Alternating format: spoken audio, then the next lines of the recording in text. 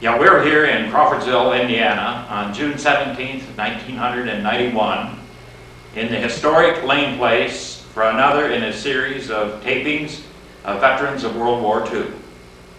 We've had several of these and they've all been very, very interesting, and documents and historical facts are just great, and we know that today our interview will be no exception. My name is Clare Chamberlain. I live here in Crawfordsville. I'm associated with the American Legion and the VFW. Lived here for some 25 to 26 years now. Our cameraman today is Ed Miller from VFW and American Legion, and also on the sidelines and done many of these interviews is Bob Wernley, semi-retired attorney who is a former president of the Montgomery County Historical Society and is now a director. Mike Hall, the executive director here at Lane Place, has also been a big help. These tapings will become property of the Montgomery County Historical Society, and a couple of copies of the interviews will be placed in the library. This whole idea started, I believe, with Bob Wernley, who, in watching the Ken Burns documentary on the Civil War, watched the interview with these old gentlemen from mainly the Battle of Gettysburg, who talked about their experiences. They had long whiskers and told about all the tragic things that happened. So far we haven't had anyone who's had long whiskers like that, but we've certainly had some gentlemen who were very instrumental in the American victory in World War II. So we'll get started with our interview today, and may I ask what your name is? Lloyd Wells. Okay, Lloyd. Where were you born? I was born near Bowers, Indiana, 1918. In 1918. Who were your parents? Roy and Zola. I see. Did you have any brothers or sisters? I didn't have any brothers, but I had 3 sisters. Dorothy and Ruby, and later years, Martha Jean. I see. Yeah. Were you born on a farm? Yes. Is it the same farm where you are today? No. Farm where I was born was about a mile and a half southeast of Bowers, and I now live in Darlington. However, I have a farm that's about a mile north of Shenandoah that my son is operating this time. We'll come back to that a little later on. Where did you go to school? I started school in Bowers and was there about 4 years. We moved to Dover, and I was there from the 4th through part of the 7th grade, and then we moved from Dover to Darlington, to the farm out southeast of Darlington that I grew up on. Moved there in the 7th grade and graduated from Darlington. Graduated from Darlington. That Darlington school does not exist anymore, does it? No. Not the high school. I live just a block north of the old school site, and I was instrumental in getting an addition on the Darlington building after I came back from service. And I also was witnessed the destruction of that new addition to the Darlington building. Oh my goodness. I don't remember what years, about 1950 or thereabout is when it was put on, but it was torn down 2 or 3 years ago. What did you do after you graduated from high school in 1936? I applied to Purdue, went to Purdue from 36 to 40, studied agriculture, and was fortunate enough to have many courses under Dr. Earl Butts, and appreciated that experience. Wrote my thesis under Dr. Butts, and became a good friend. Graduated in Purdue in 1940. But trying to get through Purdue, came a poor family, and I had to work a lot in order to help get through Purdue. my need for funds, my brother-in-law talked me into taking Reserve Officers Training Corps training in Purdue, and they paid a small fee for each year's training in Purdue, but it came out there with a second lieutenant's commission in artillery. I see. Which was later of great benefit. Mm-hmm. Where were you when the Japs hit Pearl Harbor? I was living in Darlington at that time, about 3 blocks west of the school building. I was pulling my son in a wagon out on the sidewalk, and my wife came to the door and said they bombed Pearl Harbor. I immediately knew that I was going to be somewhere else before very long. Did you, had you been doing any type of training after you got your commission from Purdue? Did you belong to any reserve unit and report weekends or anything just at that time? No, I didn't. As I recall, I didn't have, I think I belonged to a reserve. They had me assigned to some reserve unit, but we didn't have meetings or didn't have any drills or exercises or anything. Yeah. How long before they got a hold of you? It was in March of 42. Pearl Harbor was in December of 41. So it was about a little over a year later. Well, that would be just a few months after that. If it was 41, you were calling 42. 42. Yeah. What happened then? I got my letter to report to Fort Monroe, Virginia, and assigned to the Coast Artillery Corps.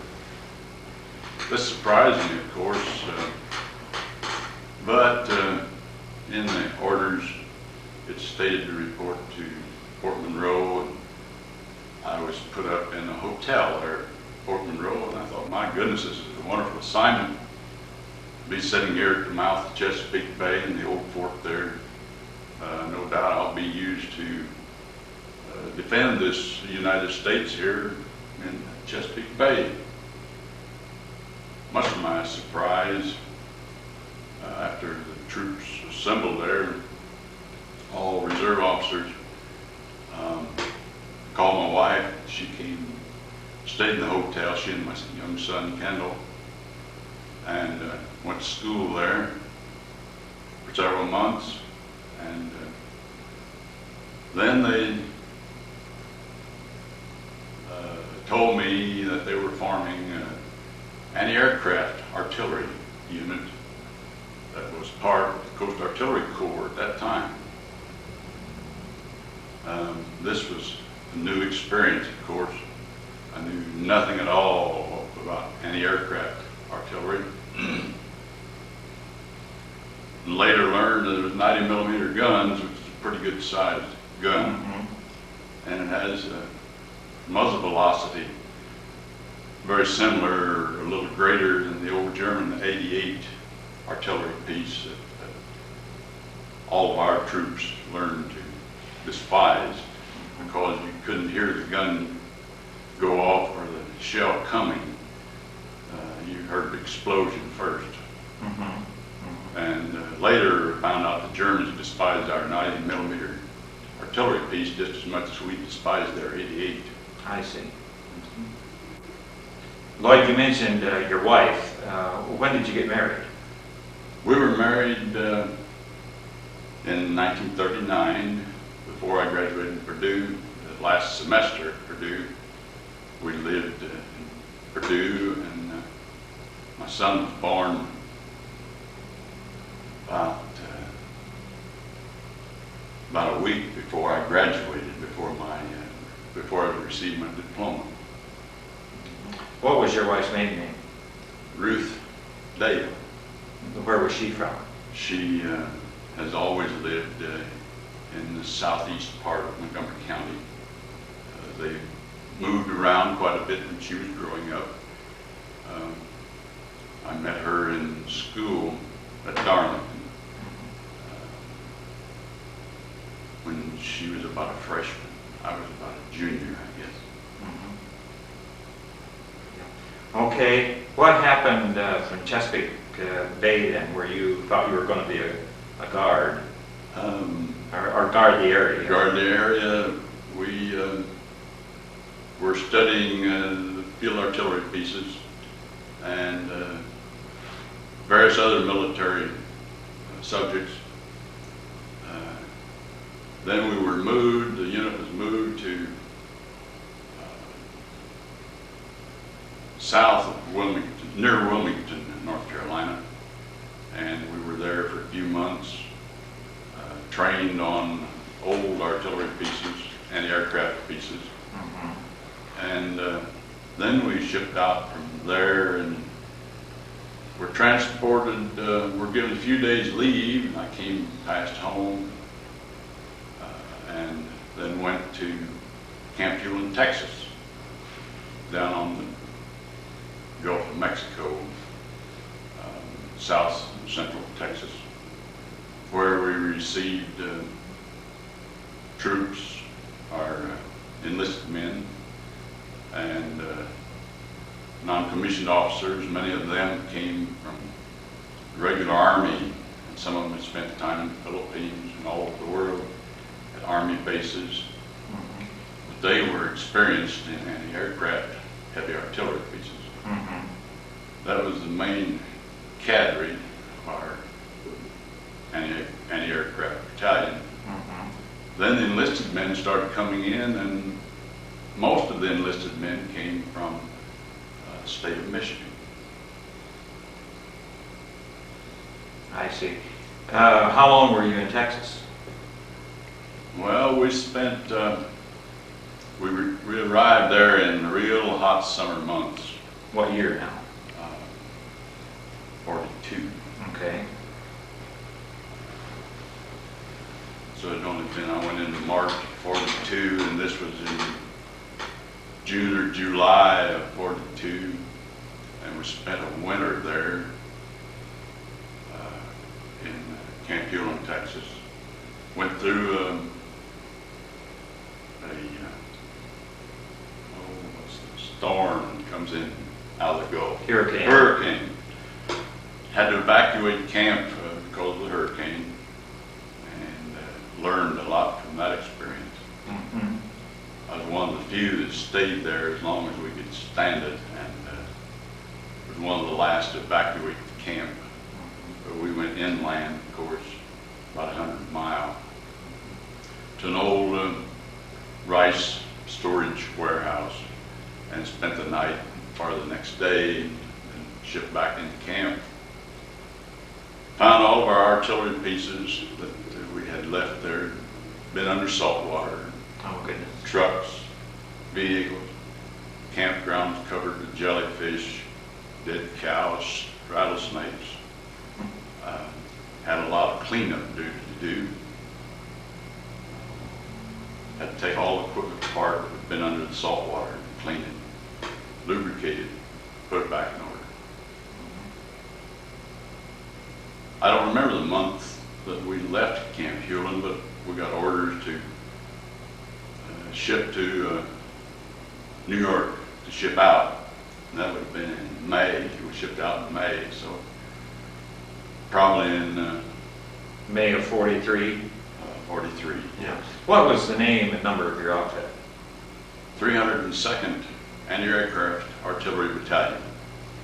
And I served in B Battery mainly, was in A Battery for a while, and overseas served in D Battery for a while. Well, were you still a second lieutenant? No, I got a promotion. I don't remember when I was promoted now to first lieutenant. Received my captain's bars though in Italy. I don't remember what part of Italy. Late in the war. We'll come back to that later. What were you in charge of? How many men, or was it a platoon or a battery, or what was your responsibility? I was a battery second lieutenant to to start off with. And my responsibilities there were to training, serve as a battery commander, and we had about 4 officers usually, and a battery commander, and 3 other officers in the unit. We had about 150 men, I would guess, now in a battery. There were 4 batteries in the battalion, and an administrative supply headquarters battery, what it was called. Yeah. Now you went to New York from Texas. We went by way of Camp Shelby, Mississippi. Stopped off there for a short while. We transported all of our equipment and men by train. Stopped off in Camp Shelby, Mississippi first, and stayed there for a few weeks.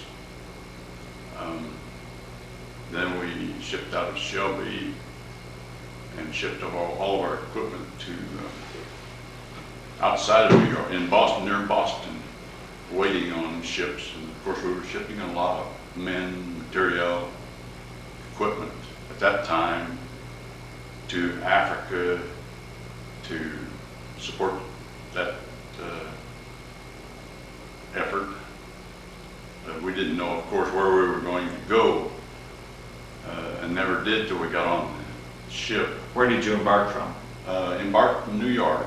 I've been in New York railway station twice, never above ground. They always had the blinds drawn on a train. They didn't want people to know that we were troops.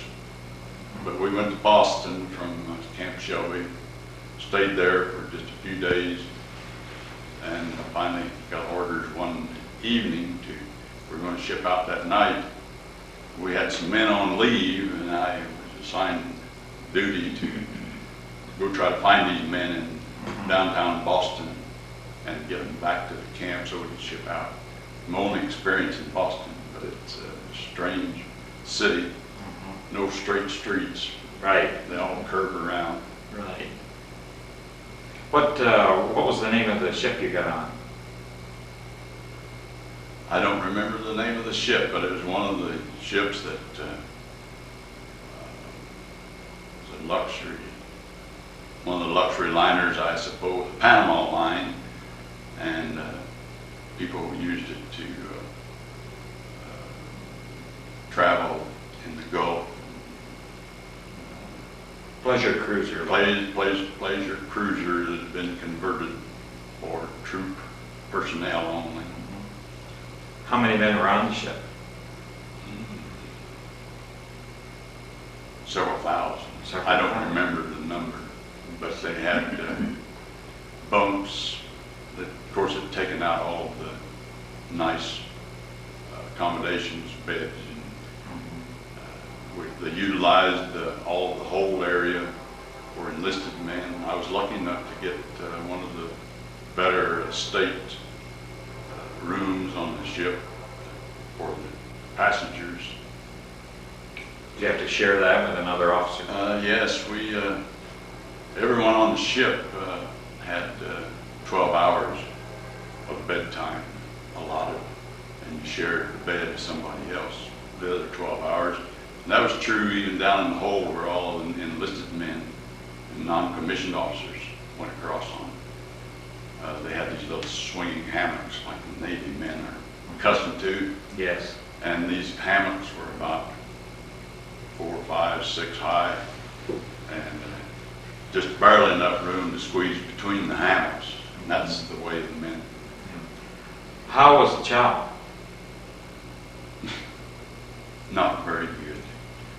That was much better than the chow later, though. At least it was cooked in large utensils, and it was good to start with, I'll put it that way. Okay. Did you, then you started, you didn't know where you were going when you left New York? No. There were some troops on the ship that studied astronomy, I suppose, or how you find your position from the stars. And they, some way, established we were headed for North Africa. Of course, it wasn't official, and Were you in a troop? Was it a convoy?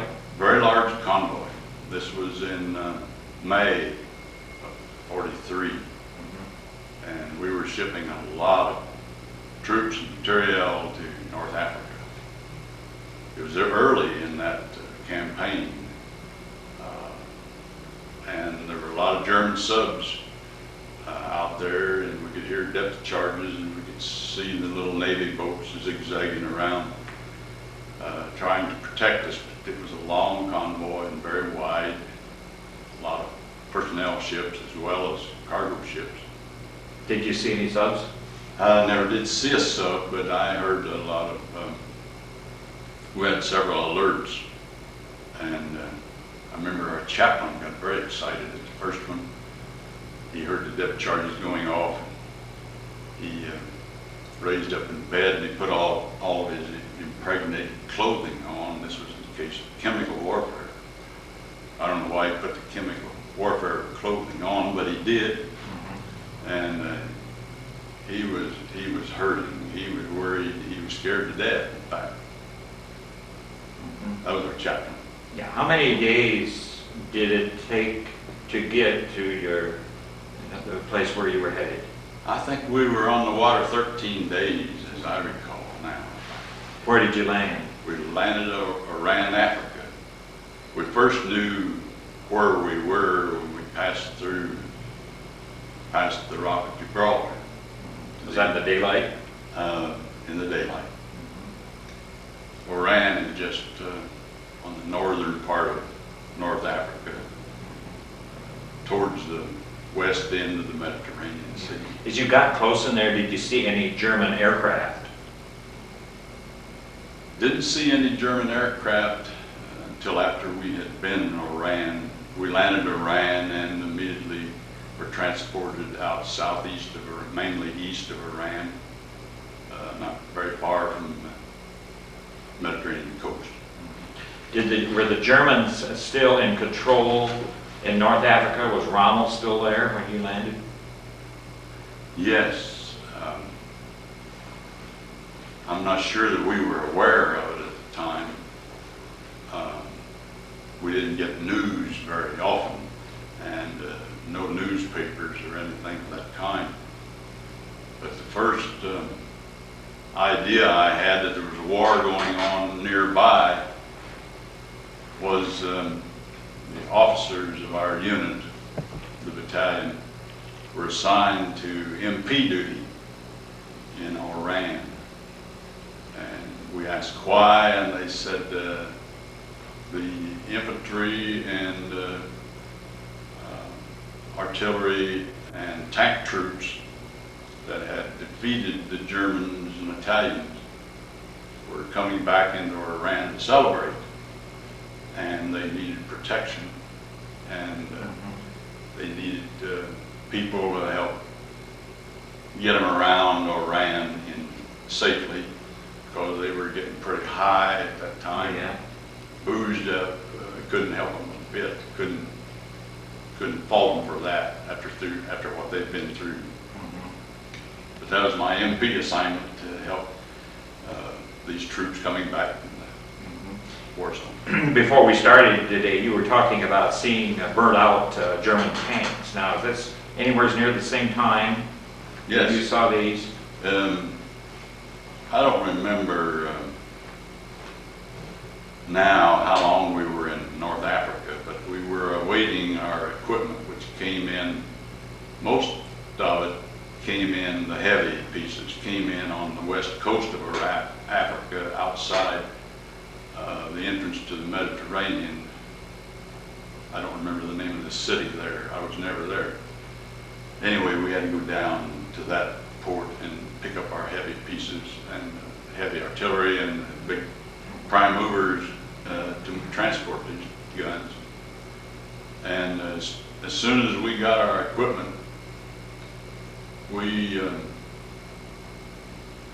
they were making an attack on the Isle of Sicily. And They would be the Americans? Americans. Okay. Americans were attacking the island of Sicily, just off the toe of the boot of Italy on the west. And we transported from Iran across the north part of Africa, down some steep mountain passes, or mountain roads, to the seaside there. Tunis, I believe, or Bizerti was where we got on landing ship tanks, LSTs they call them, and put our equipment and men on these LSTs and were transported. We'd already made, the Army had already attacked the island of Sicily, and we weren't in on the initial landings and fighting in Italy. When we got to Palermo, Sicily, which is on the northwest part of the island, we were able to come into the port there at Palermo and unload and set up an anti-aircraft position guarding the port of Palermo and the airfields around it. Was Sicily secure at that time, or was it still? There was still some fighting going on in the eastern part of Sicily, and of course in Italy later. When you made your trip from Africa over to Sicily, did you have it attacked by any type of German aircraft? No, we didn't have any trouble crossing the Mediterranean. We did have some alerts and had some German aircraft attack our position there near Oran before we left there. Did you shoot at them? Yes. Did you hit them? And didn't hit anything. They were low-flying, strafing planes. Did you do any damage? Never did. We used 50 caliber machine guns. Couldn't use our heavy pieces, but none of the 50 calibers hit any of the airplanes. I mean, they came in so fast and slow, were gone before we really realized what was going to happen. Were American fighter planes up trying to intercept them? Was there any? Didn't see any interceptors. There were American planes nearby. In fact, that's one of the reasons we were set up there at Oran, was to guard the airfields. There were heavy bombers, fighter planes. In fact, I met Frank Tribbett, who was a Darlington boy, while I was outside of Oran, Africa. And he took me to his camp, showed me some German Stuka planes that they'd captured on the ground. That was the first time I saw Frank, but I also saw him in Palermo, Sicily, and I saw him again on the eastern coast of Italy later. Okay. What else did you do on Sicily? It was mainly police mopping up duty, guarding. We never did have any attacks from the Germans while we were in Sicily. So we were just merely waiting for the Army to make attacks on Italy. Never much in any danger. How far away was the enemy and fighting from Palermo when you were there? How far were the lines where the Germans and Americans were fighting? We were beyond artillery range all the time that we were in Sicily, but we could hear the guns and the fighting to the east of us. Did you see them bring any German prisoners in?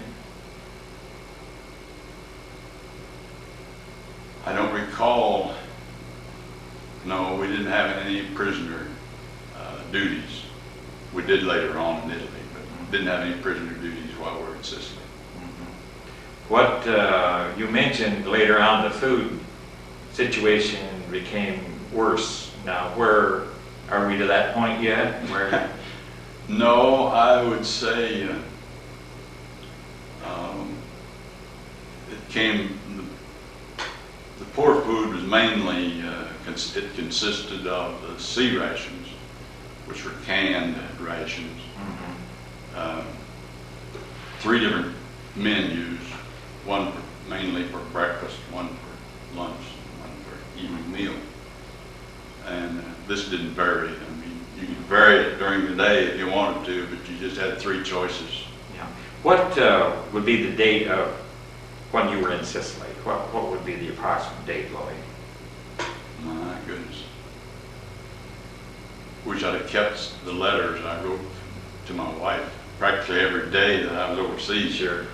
I could have pinpointed that exactly, but I don't. Latter part of 43? Yes, because I spent Christmas in Naples, Italy, in 43, and also in 44. I'll see. We were a lot farther north in 44, but then I spent 2 Christmases in Sicily, in Naples, Italy. How long were you on Sicily? It would probably have been a month, 2 months. And we started moving Towards Italy. towards Italy on land, across Sicily and across the Straits of Messina. How did that? Is that water? Did you have to go? Yes, it was water. I don't remember now what kind of ships it was. But really, I met a lady from some news service, United States. She crossed on the same boat that we were on. But we didn't have, when we crossed there, we didn't have equipment on the same ship. Did you have attack by the enemy? No trouble whatsoever crossing. Where did you land in Italy? I don't remember the name of the town up there on the toe, but it was just across from Sicily. Very short, narrow strait through that area. And fighting was going on. It was already, I think, in fact, we had already, the Army had attacked Salerno, I believe, is where the first attack was made on Italy. That's just north of the toe of Italy, and whatever the name of that town was, Messina. And Naples was the first large city north.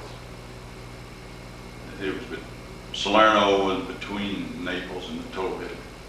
Where did you set up your anti-aircraft guns? We would just leapfrog, follow the troops as they were advancing. And we were still operating as an anti-aircraft unit, heavy anti-aircraft, which was mainly for protection from bombers, different types of bombers. Did you see some bombers when you got to Italy? Very, very few. We fired, I'd say, a half dozen times, which was our primary assignment on. And most of these firing would have been at night. Couldn't see any airplanes. You could hear them. But once the guns opened up, you didn't even hear the airplanes. And never were bombed from enemy planes. Well, how close are we to the time of Anzio? When they landed there? Wasn't Anzio near up near Rome? It's just up further north in Salerno, Anzio, Leghorn. Were you in on that invasion at all? Which was No. We sent some troops to Anzio to help bring out the wounded and the dead. Enlisted men, I say troops, but mainly enlisted men. And as I remember, I think that's the one that we took a hard beating. I don't think we had too much trouble at Salerno. I may be getting names mixed up, but I didn't think we had too much trouble in Salerno. But Anzio, I thought it was a pincer movement to the attack came in on the beach, and we're going to set up a beachhead, and the Germans had set up a line fortification line north of our position, and this was a pincer and move in behind their line to try to get at them from the rear, because we were taking severe casualties from always. We had the mountains on the east side of us, mountains up the center of Italy, and water on the west side, and we were always attacking straight at the Germans and Italians, and that's a rough way to fight war. Yeah. So they tried to make a pincer move, and we took a beating there. They pinned their troops down, pinned all our supply ships down coming in, couldn't get wounded off the beach. As I remember, that was bloody. But you were south of there. Yes, we were south of that. What were you doing? You talked about you shot at some bombers. Evidently, the battle line wasn't too far from you. No, we could hear the guns. In fact, when we really got north of Naples, as I recall, they decided that we didn't have any enemy airplanes to shoot at, and they meaning the Army, our higher officials decided that they could use some more artillery. So we turned from anti-aircraft artillery to ground artillery. And this is when my ROTC training at Purdue came in handy, because I'd had firing experience in my training at Fort Knox, Kentucky. Learned how to fire at ground targets. Did you go into action then? Yes. Fire? They moved us up then from being rear area supply protection to ground artillery, and we got within artillery range of the enemy.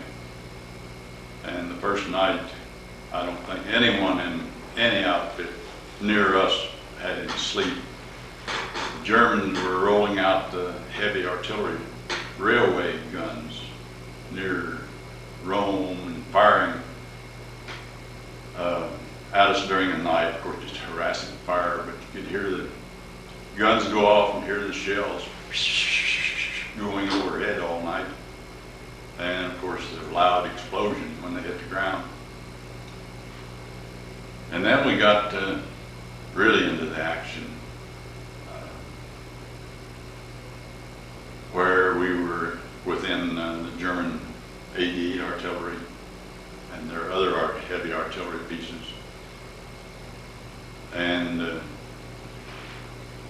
we were supposed to be doing double duty, anti-aircraft, still capable of that, but also doing ground fire for supporting our infantry, tank troops. And of course, we were moving about every day or two.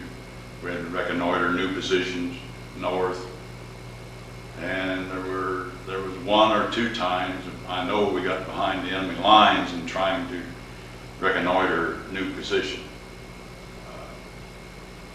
Didn't draw any fire. I think one time we didn't. One other time we did. They fired at us with 88s, machine guns, mortar. Did you hit any of your men?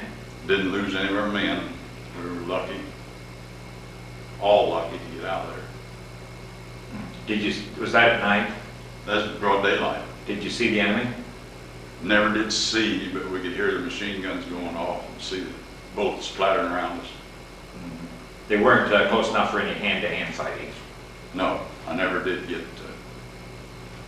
unless it would have been one time when we were reconnoitering, and the people in the house just drew back the drapes, and I figured later that there were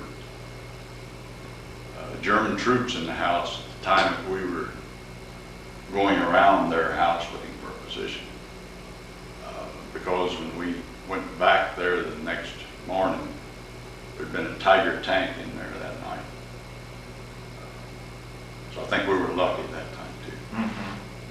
Did you capture any German prisoners? We didn't actually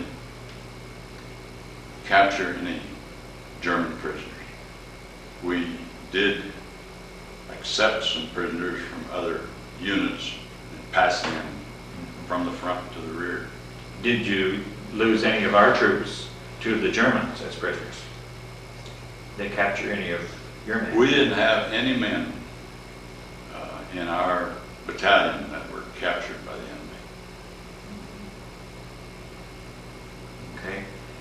Okay.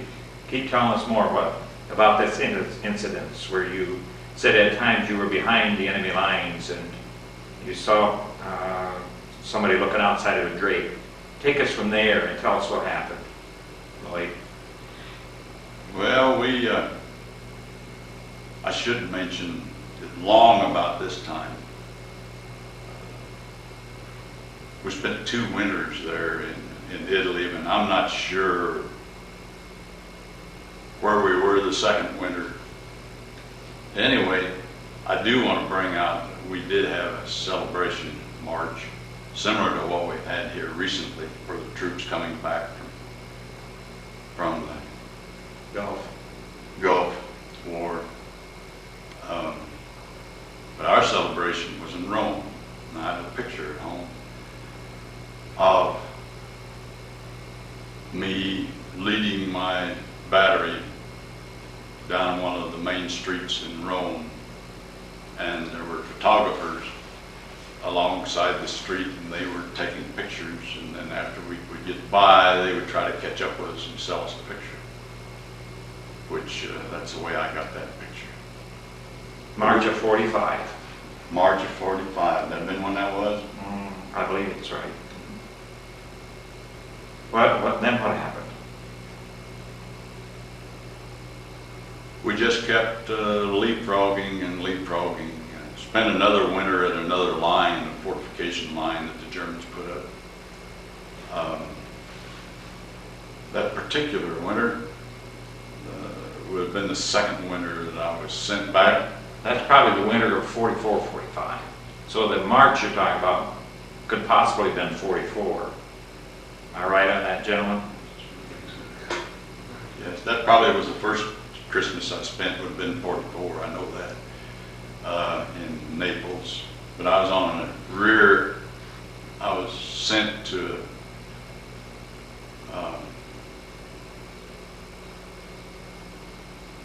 Army Air Forces headquarters in Naples, and they had radar, long-range radar set up, and were obtaining information on enemy planes were coming down into Italy, and it was my duty to warn our unit from the information that these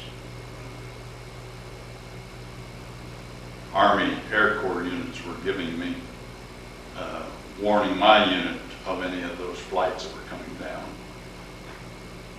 I remember going out on the street that first Christmas. I had been, we were getting cigarettes, beer, candy, ration, and I was collecting my candy in an old ammunition box. And I was trading my beer for candy because I didn't drink beer at that time. And I had an ammunition box full of lifesavers. And about the only Italian words I knew to try to get a crowd of children around was chocolate, chocolate, meaning chocolate, of course. I didn't have chocolate, but I had the next best thing. And I hollered, went outside with my candy, called these children chocolate, and I soon had, I'll bet there were 100 children came up there, and I threw the candy out to them. And thinking of these children, many of these areas that we were set up and had no enemy aircraft to fire at. Of course, we had a lot of time on our hands, and we had a very nice kitchen. It was an old Italian four-wheel steered trailer that we pulled behind one of our 2-ton trucks, and we had our stoves, ovens, whatever, all our utensils, cooking utensils for the battery mess in this trailer, and they'd set up a table outside and serve the food, and then we would eat out of our metal mess kits. And our leftovers, they'd always have garbage cans sitting down there. Clean your utensils out of, and then you dip your utensils in the soapy solution, and then rinse them off in a clear solution. But anyway, the children would come up with there, and they were allowed to come up and go through our garbage, our leftovers, and they set up. The children would set up camp. Their parents weren't even near them, but there would be sometimes as many as 50 children set up just outside our area. And they would eat our leftovers and stayed with us many times from one position to another. Even the civilians, Italian civilians, they were hurting for food. They were killing cats and dogs for meat. Strange story in Sicily was we stopped along the route for a little rest, and we met some people that had been to New York and Chicago, and they would have loved to have been back in New York and Chicago at that time because they were having a rough time. But we always had native people near us. In fact, we stayed as often as we could and set up our headquarters in one of the farmhouses. This Now, where was this near? this would have been throughout up and down all the west coast of Italy. All the west coast. And you were watching for enemy planes. Enemy planes until we got up near the area of Rome, I would say. And from there on, it was strictly ground warfare, artillery for us then. Were you engaging the enemy coming up to? Oh yes. There was a battle of Cassino. Monte Cassino was one of the main targets at that time. It was a monastery in central Italy. It was just north of one of the lines the Germans had set up and was defending heavily.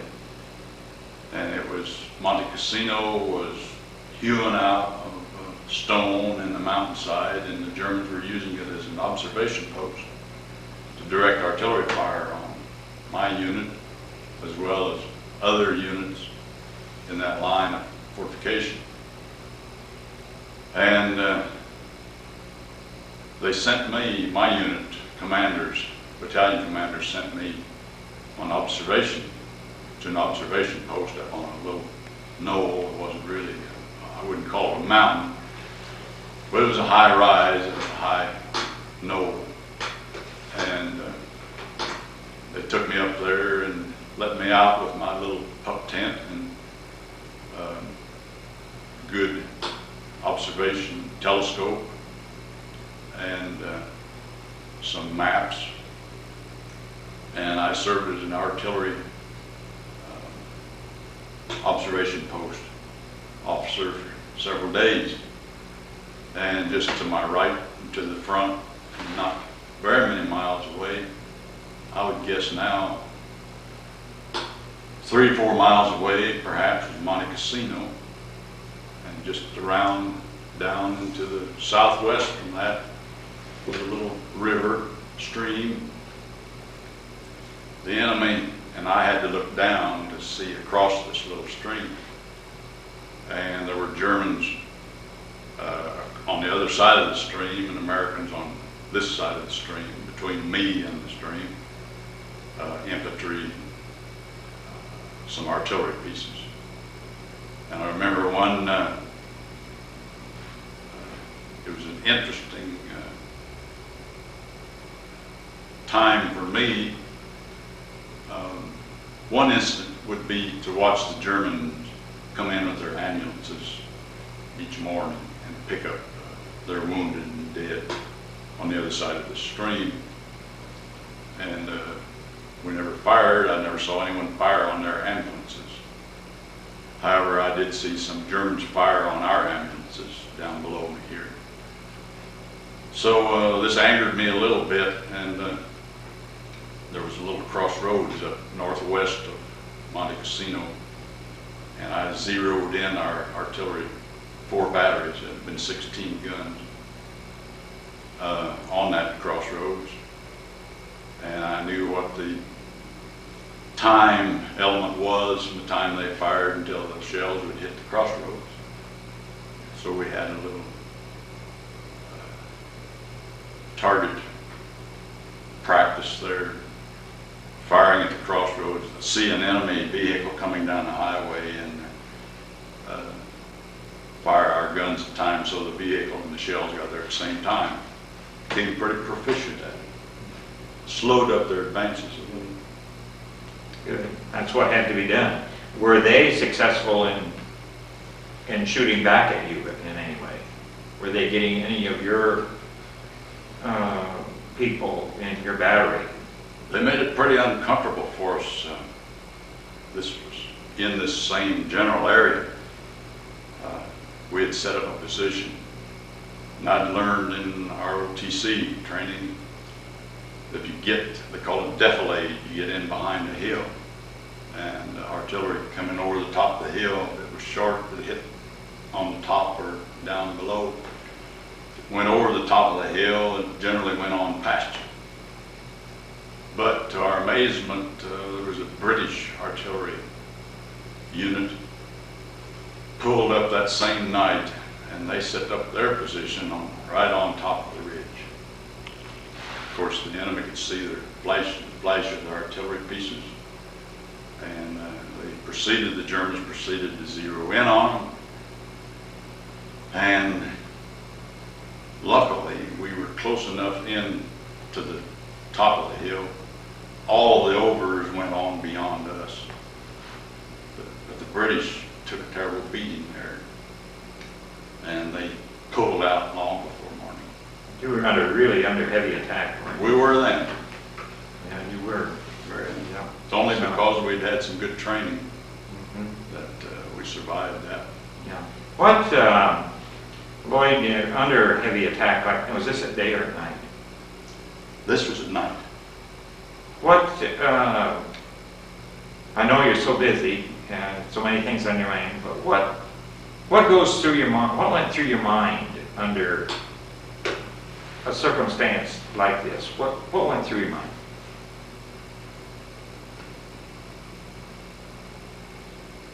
Like, were you thinking of your troops? What do you recall? Yeah, let's take a break. Lloyd, and along about this time somewhere, I believe you mentioned you made captain? Yes. It was probably along in the spring or summer of 1945. Had a little celebration for the promotion. We had some doctors in our medical unit that had access to the alcohol that the doctors were allowed to have. Came in large metal cans, tin cans, and they drew out the alcohol and the synthetic orange juice, which is powdered juice, formula, and mixed water with that, and put the alcohol in with it, and those were our celebration drinks. Didn't take very many to put you under to eat it. That was the way you celebrated. You talked about writing nearly every day home. What kind of luck did you have getting mail? We had pretty good luck. Once we got in Africa and got set up, they kept track of us then here in this country, and they would keep forwarding that mail. And we probably got mail every other day, I would say. It came pretty regular. Sometimes it was only some of these little mailograms or whatever. My wife, they preferred V letters. V letters. You know what I'm talking about? Oh yes, I remember those. In your battle with the enemy there, you know, were these German troops that were firing on you and you were firing on them? Were there Italians? When we got into the heavy fighting, it was all German and German, there were Russian Mongolian troops that the Germans had captured in their battles over with Russia, and they took those prisoners and trained them. Very little training, but anyway, they were a body, and they had German troops. I don't know how many German troops there would have been with these Mongolian troops, but anyway, they made them fire at us, but they weren't too. They'd give up pretty easy. Did you see them? Oh yes, we at one time we were capturing so many, or our American troops were capturing so many of German and Mongolian troops that we had to set up an area and accept these troops and hold them for a while until they could get them shipped back farther behind line. And the Russians were forced to fight then. Right, they were forced fighters for the Germans. I see. Where were the Italians at this time, Lloyd? I think they had given up. I believe that they had given up while we were still fighting in southern Italy. I don't remember the circumstances. I don't remember how we found out that the Italians were giving up. Our news about the enemy was very small. Did you, during the battle, see enemy aircraft? Very few. As I remember, our outfit was only strafed once in all of the campaign in Italy. And again, it was a German, I believe it was a Messerschmitt, came down the valley, and he was here, gone before we could do anything. But he didn't do any damage to us. He didn't see us either soon enough to do anything. And on the other hand, our planes, did we strafe and bomb the enemy? Like we were talking about on the other side of that river where you were firing across. Did we strafe and bomb them? We bombed Monte Cassino heavily, very heavily. In fact, we used all the air power we had to try to dissolve that side of the mountain. And when our infantry went into Monte Cassino, there were still a lot of German troops down in the bunkers in the deep bowels of that mountainside. And we suffered severe casualties in taking that area.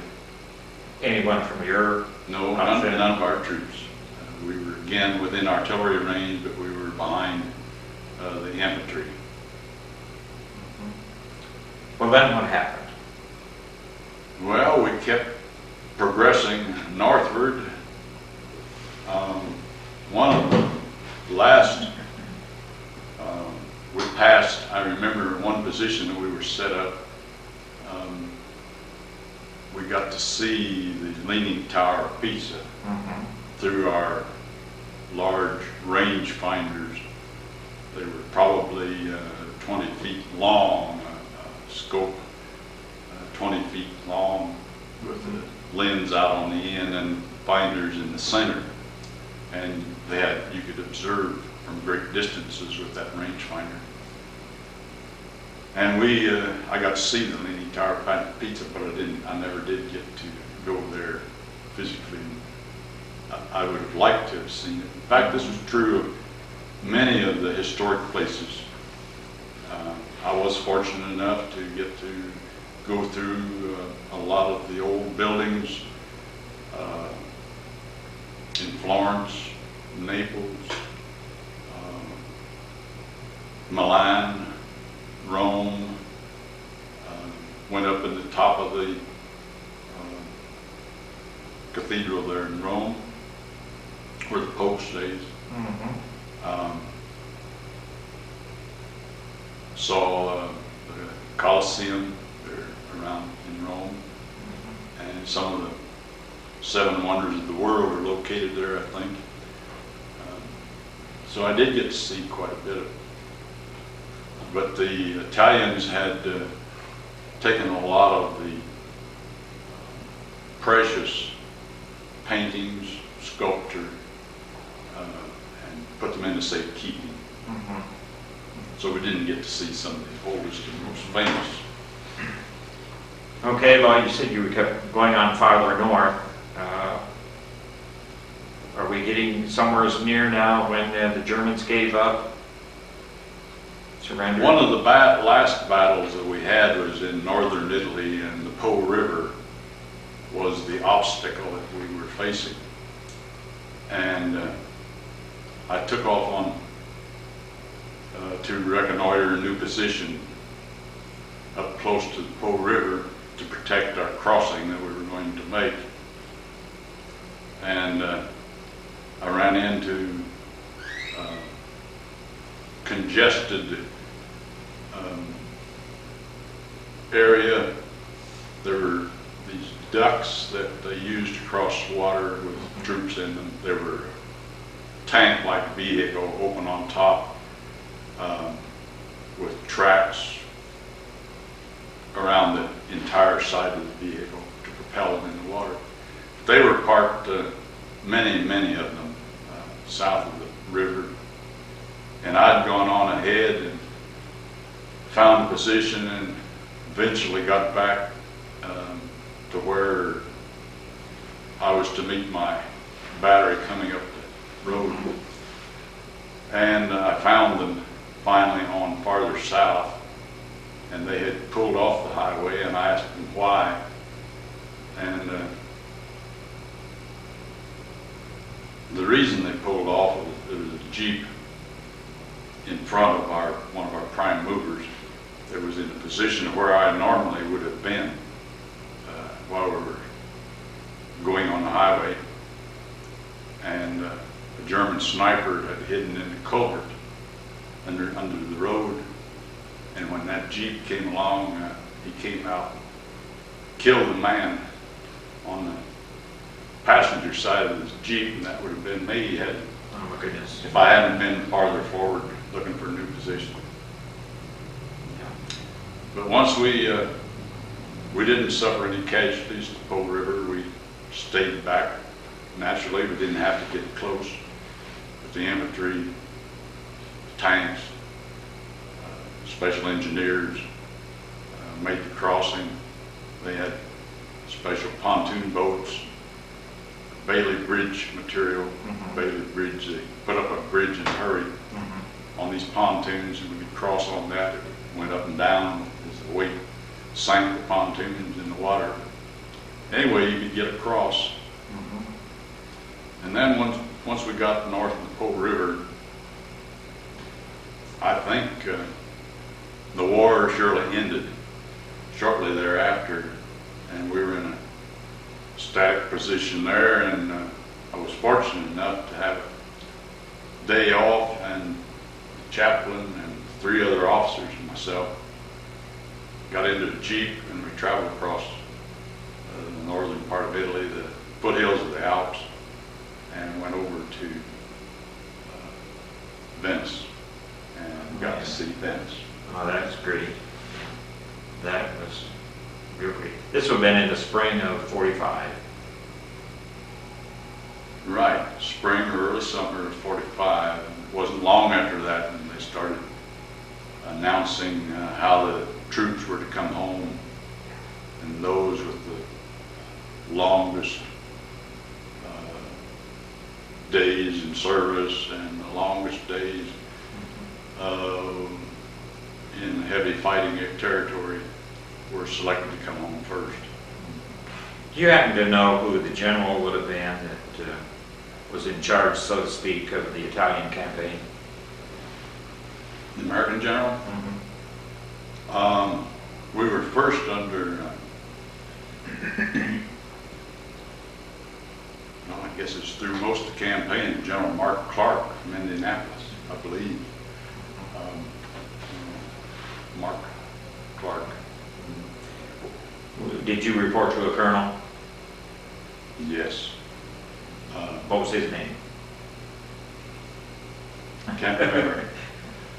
Okay. I had the good fortune of having my supply sergeant visit me about 2 years ago, and he could remember all of these names, all of these cities, all of these towns, all of these experiences that we had. He amazed me with his recall, but I'm not able to do that anymore. I see. When did you leave to come home then? We moved back during the middle part of 45, middle months, and in September, either late August or early September, I started on my way back. But it wasn't to go home, I was to come back to New York, travel across the United States and go into the Pacific Theater. It wasn't over yet. And when we left, I left from Naples, coming back, and we were just outside of New York. In fact, we could see the Statue of Liberty when they announced that the Pacific War had ended. So we thought perhaps our orders might be changed, and in fact they were. Once I got home, that was in September, I finally got my discharge in December. Oh, 45. What did you come back on? What kind of a ship and what was the name? I don't remember that. It was a little less crowded. We had all types of troops. We had a lot of Air Corps officers on the ship. I don't remember some of the high stake poker games that they had there, and there would have been several $1,000s on each laying there in the center, and I couldn't believe that. I've never seen anybody have that much money. That's right. That's right. You got your discharge then in what month did you say, Lloyd? December 45. December of 45. Do you, you answered this question partly when you said that you're a supply sergeant. Do you ever have a reunion or see any of your old group? We've never had a reunion. We should have had. I have had one of my sergeants from Three Rivers, Michigan, which isn't very far north of where my son Kendall lives in northern Indiana now. I should have looked him up, and I'm going to this summer sometime. Sergeant Lewis, he was my height finder sergeant, and there was a boy from southern Indiana, one of the truck drivers from Jasper, Indiana. He stopped in to see me not long after we got home. I think those three people are the only people out of our entire battery or battalion even that I have met. After you got your discharge then, what did you do? My dad was nearing the age of retirement, and he asked me if I wanted to farm, and not knowing what to do, I readily accepted. I was working at Allison's in Indianapolis when I was called into duty, active duty. And I could have gone back there at factory work, but I'd had 11 months of factory work prior to going into service, and that was enough factory work to suit me. So I've never regretted starting the farm. However, he had 140 acres, and my sister and I had 40 acres that we inherited when my mother died. When she was born, my sister was born, and that was 180 acres is all I had to farm, and that is all that I farmed, really. I never was able to pick up any additional land to rent, and my son has never been able to rent any additional land either. I was fortunate enough to get work with production credit in 1955 and worked off the farm practically all the years that I farmed until my son started farming. You had, you talked about Kendall being born before you went overseas. Do you have other children? Yes, I have a son, John, that was 8 years after Kendall was born. A war in between, 5 years at that time, was a war in between. And Kendall lives in... He lives in Wakarusa, Indiana, as a veterinarian. He attended Purdue and practices veterinary medicine at Animal Hospital out east of Goshen.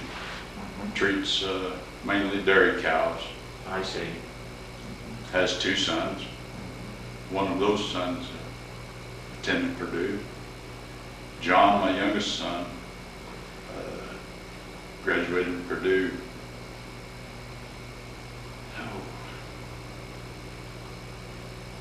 18 years after 45, 22 years after 1945, and he's farmed since he got out of Purdue, and still farming. Does he have children, John? John has a son and a daughter. The daughter will be a freshman in North Montgomery High School next year, and the son will be an 8th grader in Northridge Middle School. If I had this upright, you have 4 grandchildren. 4 grandchildren. All right, that's great. Well, Lloyd, this has been a real pleasure, and we certainly do thank you for being willing to share your experiences with us.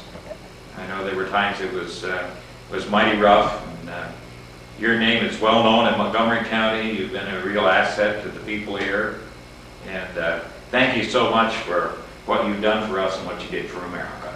Thank you. I've enjoyed every minute of it. Thank you. Good.